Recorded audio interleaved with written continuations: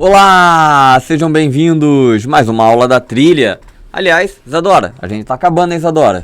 Olha aí, penúltima aula. Essa cadeirinha aqui, pô, roubaram a nossa cadeira, né, Isadora? Mas eu não posso reclamar não, né, porque quem roubou foi o chefão, né? Então tem que ficar quieto. Então olha só, cara, isso aí, a vida é assim, manda quem pode, obedece quem tem juízo. E caraca, olha só como é que a gente começa pra falar da arte de conviver. Vamos lá, aqui ó, os desafios de conviver, vamos falar sobre a convivência, como é difícil conviver numa sociedade tão diversa, né?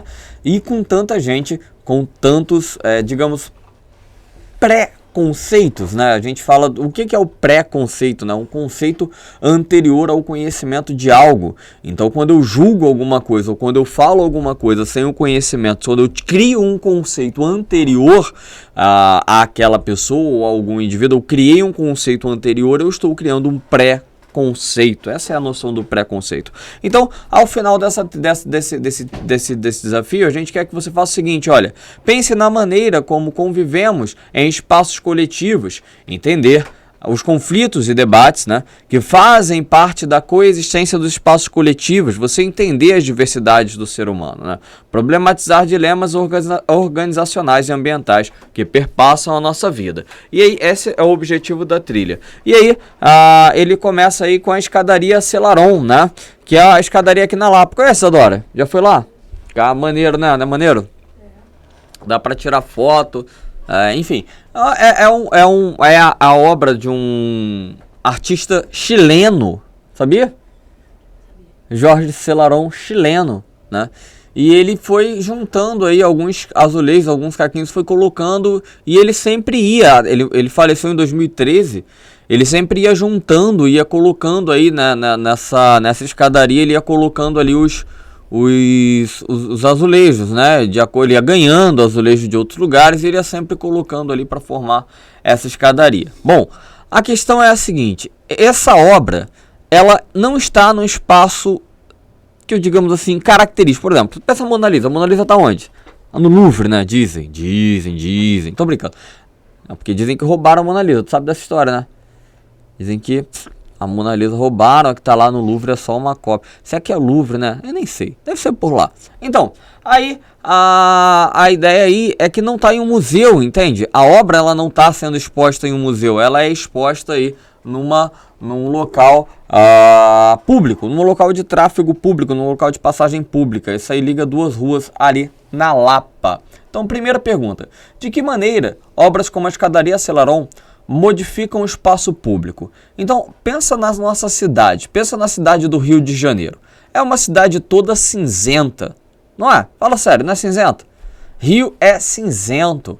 Se você parar para pensar, são prédios e mais prédios em algumas zonas. A Isadora conhece bem algumas zonas mais industriais, como por exemplo a zona ali, aquela área de São Januário, zona portuária, né?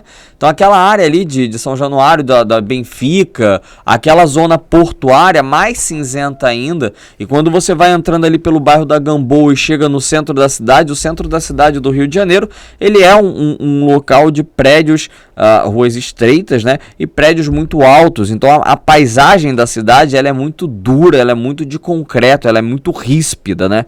E aí de repente no meio de toda essa cidade, toda essa rispidez, essa aridez, essa ausência de vida em si, surge algo que é novo, que é espontâneo, que é colorido. Surge, por exemplo, uma escadaria dessa. Percebe o contraste que dá? Olha a vida que é esse tipo de obra de arte na rua, sendo exposta na rua, dá para a própria arte em si, para o que é o entendimento de arte. Então, como é possível definir uma obra de arte? O que a gente pode falar sobre a obra de arte? A obra de arte, na verdade, ela não tem uma definição precisa. E eu queria que vocês entendessem isso, né? Eu tive um professor de literatura, ele me falou uma vez que a arte é tudo aquilo que eu disser que é arte. E assim, eu na época não entendi, ainda hoje é um tema muito complexo você ter uma definição de uma obra de arte, mas a conclusão a que chego hoje, né, aí depois de ter estudado bastante, enfim, me formado em letras, estudado, visto diversos tipos de obra de arte, a conclusão a que chego é de que, de fato, ele tem total razão. Porque a obra de arte, ela não pode ter uma limitação estética, uma limitação do que ela vai ser, uma limitação de espaço. Você vê quando o artista de rua, ele coloca a obra em um muro, é um local acidental, quer dizer, não é propício para aquilo. Ninguém constrói um muro para que seja uma tela. Mas a arte, ela não está nem aí para finalidade. A arte, ela não é finalística nesse sentido. Ela não está nem aí para a finalidade do muro. O cara vai lá e desenha uma bela pintura em que você coloca a continuidade dos cabelos cacheados de uma bela mulata sendo árvore, em árvores. Então tem a árvore e a árvore forma o cabelo de uma forma magnífica. Isso é obra de arte. Na rua, acidental, só o artista imaginou aquilo, entende? Então você não tem como definir. Não é porque está numa tela ou porque está na rua que você vai ter essa diferença artística, né? Existe alguma intervenção como essa em seu bairro ou cidade? De que maneira essas intervenções se assemelham? Cara, aqui no subúrbio existem várias localidades assim, né? Beirando a linha do trem, beirando a linha do trem ali em Cascadura, entre Madureira e Cascadura, tem uma pintura de um nordestino que procura uma Ana. Eu acho interessantíssimo, do lado da Carolina Machado, falando aqui do subúrbio, né? Do lado da Carolina Machado. E ali tem uma pintura, é o mais próximo, assim. Nós temos aqui outras formas de pintura, tem um rapaz aqui em Marechal Bento Ribeiro, porque o estúdio fica em Bento Ribeiro. Em Marechal Bento Ribeiro tem um rapaz aqui que ele faz justamente a pintura, o samurai dos pincéis, né? Eu acho engraçado que ele coloca o desenhozinho, ele coloca um samurai. Então, assim, tem de fato ali algumas coisas, algumas representatividades artísticas que a gente encontra aqui no subúrbio, né? Nesse nosso subúrbio. E aí, falando em outras localidades, né? Na Zona Sul você encontra muito essas pinturas, principalmente na Praça General Osório, né?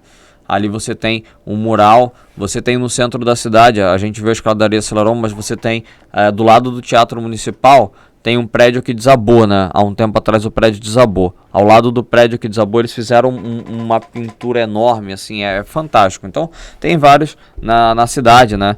Nosso bairro, nossa cidade, tem várias formas de expressão. Elas vão se assemelhar sempre na mesma ideia, né? Na mesma questão de ser uma arte urbana. E aí a gente tem um texto aqui. Eu quero perguntar para vocês, a primeira coisa que eu vou perguntar para vocês é de quando é esse texto.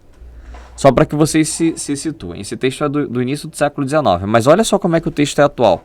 Vamos lá. Fala assim, ó. As chuvaradas de verão, quase todos os anos, causam no nosso Rio de Janeiro inundações desastrosas. Esse texto poderia ter sido escrito hoje, não poderia? 2023. Não muda. Não mudou. Nós não mudamos, mas continua. Além da suspensão total do tráfego, como a prejudicial interrupção das comunicações entre os vários pontos da cidade, essas inundações causam desastres pessoais lamentáveis, muitas perdas de haveres e destruição de imóveis. Tudo o que acontece hoje. De há muito que a nossa engenharia municipal devia ter compenetrado do dever de evitar tais acidentes urbanos. Uma arte tão ousada e quase tão perfeita como é a engenharia não deve julgar irresolvível tão simples problema. Aqui ele está sendo obviamente irônico, né? O objetivo dele aqui é ser irônico. No Rio de Janeiro, da avenida, dos squares, dos freios elétricos, não pode estar à mercê das chuvaradas mais ou menos violentas, aí de novo mais uma ironia, mais ou menos violentas para viver sua vida integral. Como está acontecendo atualmente, ela é a função da chuva, uma vergonha. Como está em função, ele é função da chuva. Não sei nada de engenharia, mas pelo que me dizem os entendidos, o problema não é tão difícil de resolver como parece fazerem constar os engenheiros municipais procrastinando a solução da questão. Então aqui mais uma vez a ironia. O prefeito Passos, que tanto se interessou pelo embelezamento da cidade, descurou completamente de solucionar esse defeito do nosso rio. Cidade cercada de montanhas e entre montanhas, que recebe violentamente grandes precipitações atmosféricas, o seu principal defeito a vencer era esse acidente das inundações.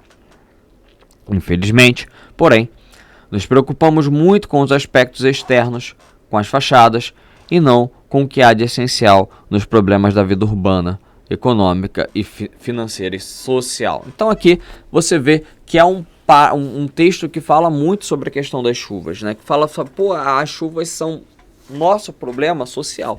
E você pensa assim, pô, é Lima Barreto. Aí quando a gente vai estudar Lima Barreto, eu falo, caraca, literatura clássica. Eu vou estudar os Brusundangas. Eu vou estudar Triste Fim de Policarpo. Triste Fim do escrivão Isaías Caminha.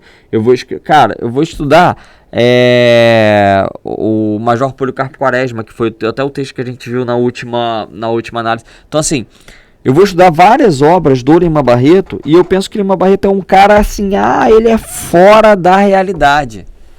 E aí você vê um cara falando sobre inundações, que faz parte da nossa realidade.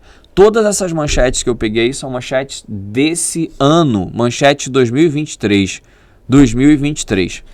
Bombeiros acham corpo de passista da Mangueira que desapareceu após enchente no Maracanã.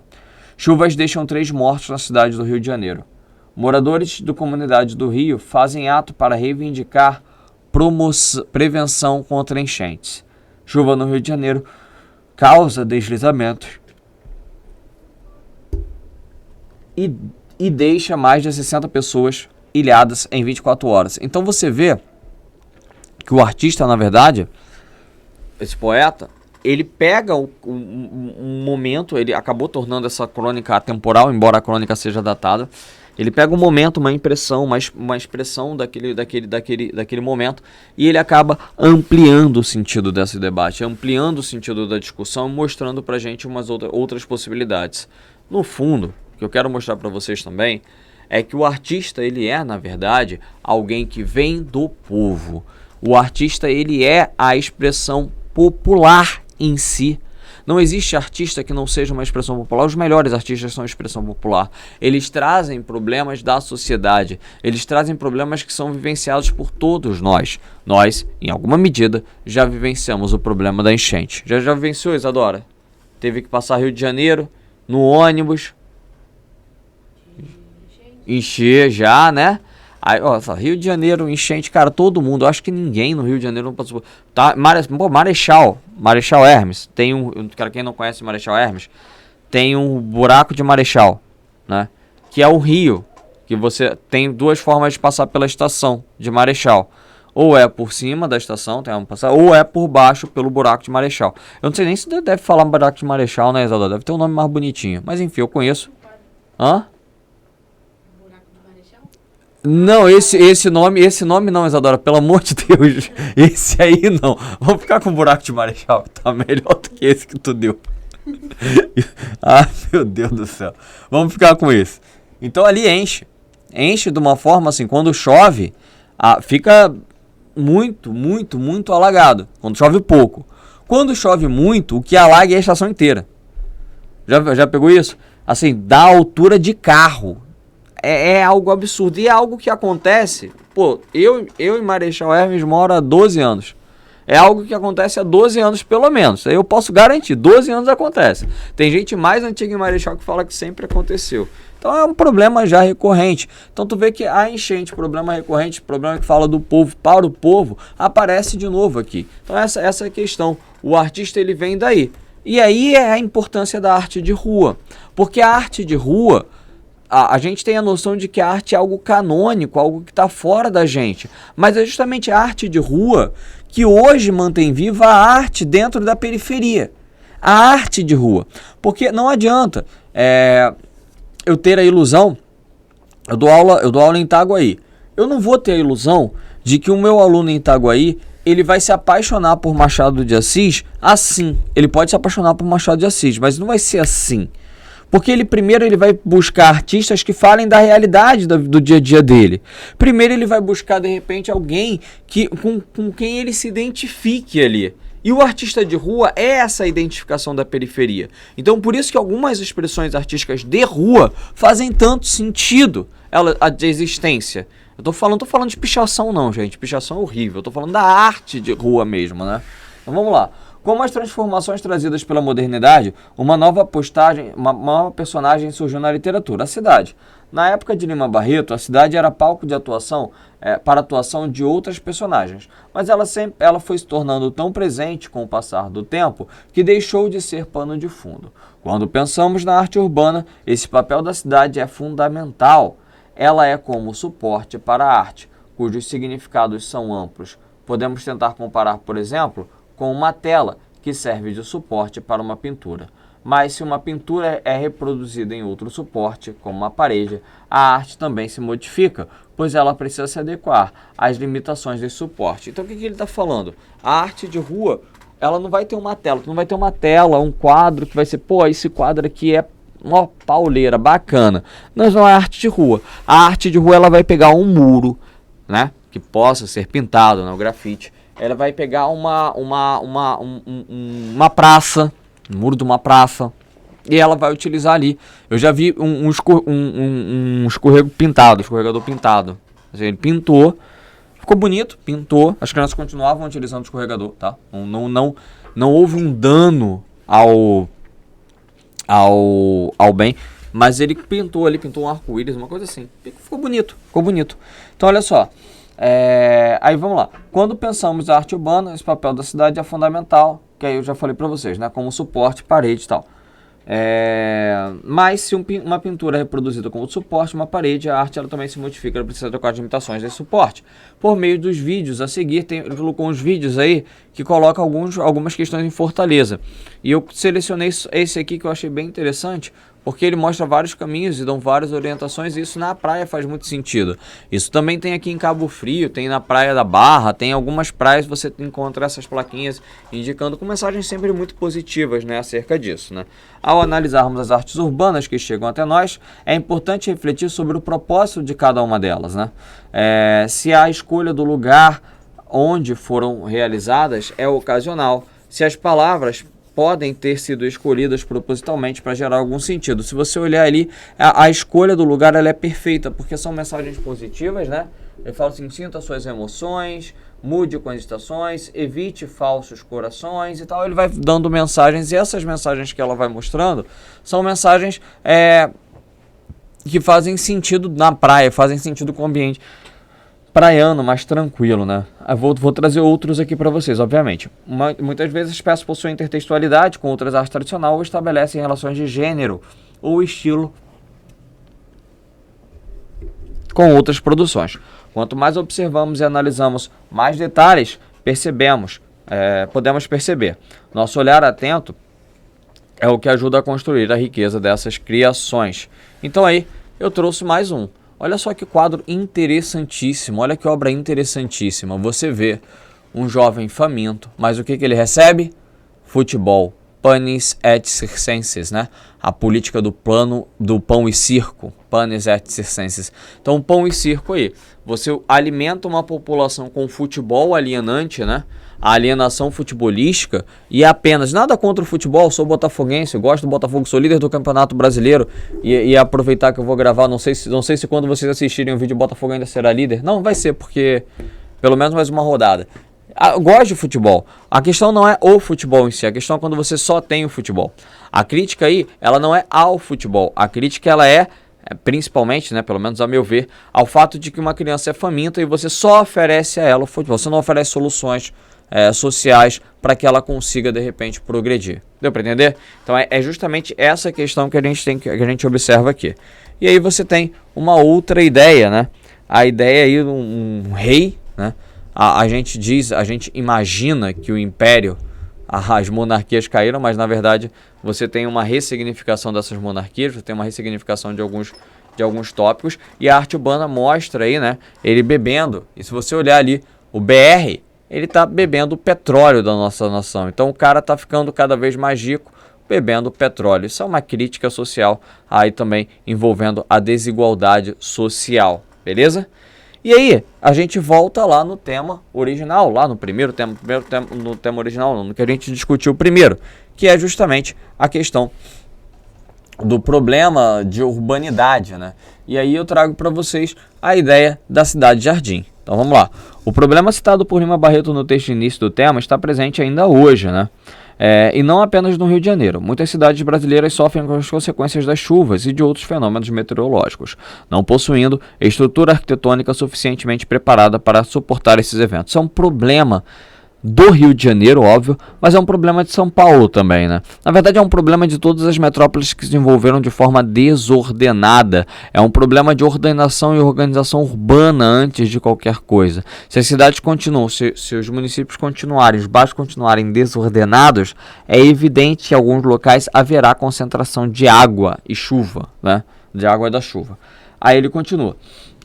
A arquitetura é uma expressão artística que se relaciona diretamente com a engenharia e com o planejamento das cidades, podendo inclusive ser uma via de resolução de problemas. Nesse sentido, um exemplo disso é o trabalho do inglês Ebenezer Howard, que ainda no início do século XX, idealizou as cidades-jardim. Segundo o projeto, seria possível unir em pequenos distritos a tranquilidade de ambientes do campo com a industrialização das zonas urbanas, garantindo tanto o bem-estar da população quanto o acesso aos serviços urbanos. Então aqui você tem justamente a ideia aqui que ele traz para a gente, é a ideia da cidade-jardim. E aqui são as duas páginas do nosso livro, porque essa aqui é a parte final de uma página, essa aqui inicial, ó, é a parte final de uma página, e essa aqui é a parte inicial de outra. Quando você junta as duas, ela forma justamente a imagem da cidade-jardim que ele está projetando aqui, tá bom? Então essa é uma ideia, obviamente, é uma ideia da cidade-jardim, é uma ideia de criação. Não é a ideia fechada, perfeita, mas é uma ideia, tá bom? Aí a gente fala sobre o que você pode fazer. Pode produzir uma crônica. Então, assim, todas as atividades, todos os temas, a gente tem colocado algumas atividades para vocês. Vocês vão ver que essas atividades elas vão servir na próxima aula, no próximo capítulo. Aguardem cenas dos próximos capítulos. Então, na sua opinião, qual problema poderia ser resolvido por meio de projetos arquitetônicos e de um melhor planejamento urbano? Tendo em vista o texto de Lima Barreto, produza com referência na crônica abordando esse assunto, uma crônica abordando esse assunto. Certifique-se de aplicar as características específicas do gênero. No caso, falar de uma linguagem mais coloquial, mais simples, né? Não precisa ser tão formal assim. Você pode utilizar uma linguagem mais coloquial, marcada de subjetividade a partir de um evento do cotidiano, né? Você marca aí as características da crônica. Se você tirar o evento cotidiano, você fica aí com um conto tranquilão, tá?